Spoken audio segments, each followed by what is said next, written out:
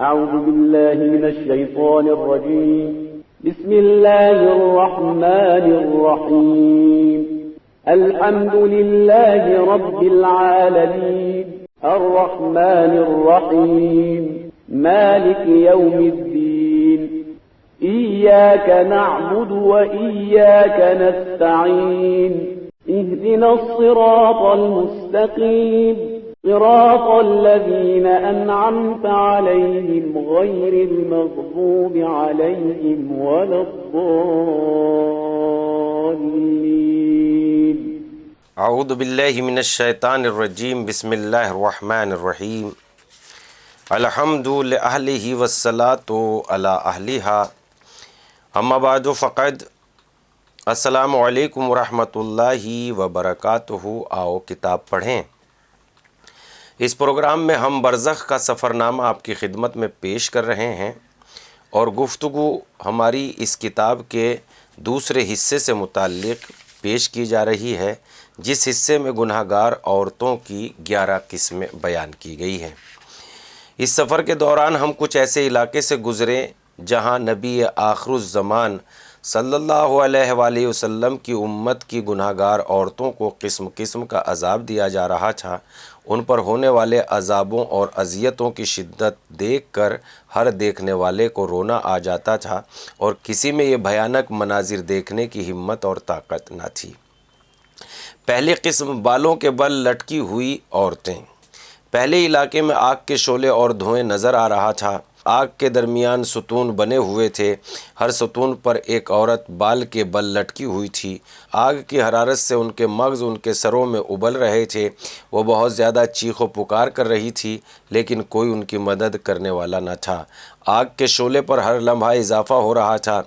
اس موقع پر کردار نے میری جانب دیکھ کر کہا، یہ عورتیں دنیا میں پردہ نہیں کرتی تھی، یا پھر اگر پردہ کرتی تھی تو وہ اسلامی تعلیم کے مطابق نہ ہوتا تھا۔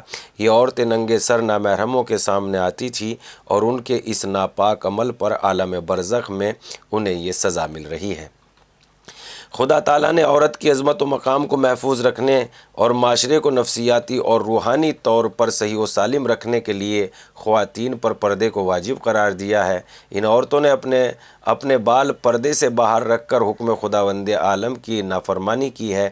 اللہ تعالیٰ نے قرآن مجید میں 12 قسموں کے مردوں کو عورت کا محرم شمار کیا ہے اور ان کے سوا باقی تمام مرد اس کے لیے نامحرم ہیں۔ اگر کوئی عورت جان بوجھ کر نامحرم کے سامنے ننگے سر جائے گی تو گناہ کی مرتکب ہوگی اور اسے عذاب سے گزرنا ہوگا۔ میں نے کہا، اگر کوئی عورت جان بوجھ کر یا بھول کر پردے کی پابندی نہ کرے لیکن بعد میں اپنی اس عمل پر توبہ کر کے اس سے کنارہ کشی اختیار کر لے تو یہ خداوند تعالیٰ کے یہاں اس کی توبہ قبول ہے۔ اس نے کہا، یقیناً خدا تعالیٰ اس کی توبہ قبول کرے گا، کیونکہ وہ توبہ قبول کرنے والا ہے اور توبہ کرنے والوں سے محبت کرتا ہے۔ زبان کے بل لٹکی ہوئی عورتیں، دوسری قسم۔ دوسرے علاقے کا منظر بھی پہلے علاقے سے ملتا جلتا تھا۔ یہاں پر ہر ستون کے ساتھ ایک عورت زبان کے بل لٹکی ہوئی تھی۔ اس کی زبان کو ایک کیل کے ذریعے اس ستون میں گاڑ دیا گیا تھا اور ان کے منہ میں گندا اور ابلتا ہوا خون ڈالا جا رہا تھا۔ یہ خون اور گند جب ان کے پیٹ میں پہنچتا تو ابلنے لگتا۔ کردار نے کہا، یہ عورتیں دنیا میں بہت بد اخلاق اور برزبان تھی۔ انہیں یہ اپنے شوہروں کو اپنی گندی زبان سے اذیت دیتی تھی اور ان کی یہ زبان اذیت سانپ کے ایک ڈسنے اور تلوار کے زخم سے بھی زیادہ دردناک ہوتی تھی۔ یہ اپنے شوہروں کو برا بھلا کہتی اور انہیں گالیاں دیتی۔ انہیں اپنے شوہروں کی زندگی اجیرن کر کے رکھی تھی۔ یہ اپنے میکے خاندان کو ان کے شوہر کے خاندان سے بہتر سمجھتی تھی اور ان پر فخر و مباحات کرتی تھی۔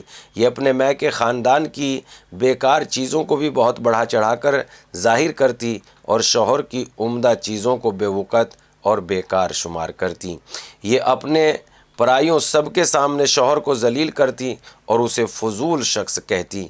ان عورتوں کا برا کردار اور شوہر کو مایوسی کے کنویں میں دھکیل دیتا اور اولاد کو منظور اور بدتمیز بنا ڈالتا۔ ان عورتوں کے اپنے شوہر کے ساتھ برے رویے کی وجہ سے شوہر اپنے پورے خاندان میں شرمندہ اور ذلیل رہتے، گھر ہستی کا شیرازہ متزلزل ہو جاتا، بلکہ بعض اوقات تباہ و برباد ہو جاتا۔ ان عورتوں کے رویے کی وجہ سے ایک گھرانے کی ہستی بستی زندگی جہنم میں تبدیل ہو جاتی۔ ان عورتوں کو کیا معلوم تھا کہ دنیا میں شوہر کا جہنم بد اخلاق بیوی ہوتی ہے۔ شعر کا ترجمہ: کسی اچھے مرد کے گھر میں بری اور بد اخلاق بیوی اصل مرد کے لیے دنیاوی جہنم ہے، دراصل اس مرد کے لیے دنیاوی جہنم ہے۔ یہ عورتیں اپنی بد اخلاقی اور زبان درازی کی وجہ سے اپنے شوہروں کے جلدی بڑھاپے کا باعث بنتی، اور بعض اوقات تو ان کا یہ غیر شائستہ رویہ ان کی ناگہانی موت کا باعث بھی بن جاتا۔ حضرت رسول اکرم صلی اللہ علیہ وسلم اس قسم کی عورتوں سے متعلق فرماتے ہیں: جو عورت اپنی زبان سے شوہر کو اذیت دیتی ہے، اس کی توبہ قربانی اور کوئی بھی نیکی قبول نہ ہوگی، اگر وہ دنوں کو روزہ اور راتوں کو عبادت میں گزاریں، خدا کی راہ میں کئی غلام آزاد کریں اور جہاد فی سبیل اللہ کے لیے بہترین گھوڑے فراہم کریں، ان سب کے باوجود بھی وہ جہنم میں جائے گی، مگر یہ کہ اس کا شوہر اسے معاف کر دے۔ حضرت امام جعفر صادق علیہ السلام زبان دراز عورتوں کے بارے میں ارشاد فرماتے ہیں: ملعون ہے وہ عورت، ملعون ہے وہ عورت جو شوہر کے لیے اذیت کا باعث بنے اور اسے پریشان کرے۔ آپ صلی اللہ علیہ وآلہ وسلم سے مروی ہے: اگر کوئی عورت اسے اپنے شوہر سے یہ کہے کہ تم سے کوئی بھلائی نہیں پائی، تو اس کی تمام نیکیاں ختم ہو جائیں گی۔